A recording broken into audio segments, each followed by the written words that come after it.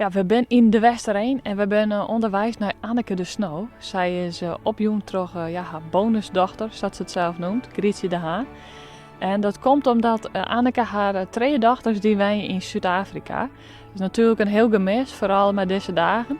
Nu komen haar twee jongste dochters naar Nederland.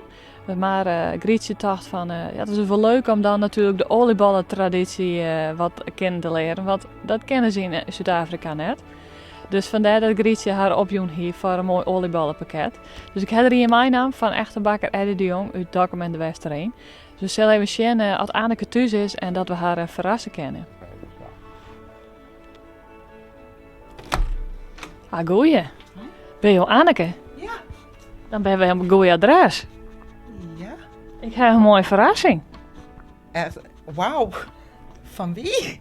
Ja, van waar zou dat komen kennen? Heb je enig idee? Nee, helemaal niet. Van Grietje de Haan. Wat leuk. Oh, wat mooi. Dat heb ik helemaal niet verwacht. Nee, maar dat is ook de bedoeling, hè? Ja. Oh, wat geweldig. Ja, want ze vertelde, jouw dochters die wij in Zuid-Afrika, Ja, klopt. dat is een heel eind voort. Ja.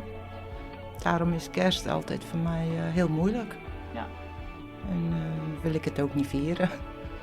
Vandaar. En oud en nieuw? Nou, ga ik altijd naar Grietje. Ja. Of ik werk.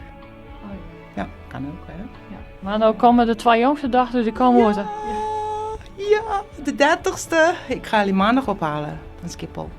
Ik kom letterlijk voor mijn verjaardag. Oh, wat leuk. Ja. Ja. Ja. En nog nooit olieballen hoorn. Nee, weet niet wat het is. Ja. Ja, dan ken dat nou natuurlijk. Echt wel? Geweldig. Hartstikke bedankt.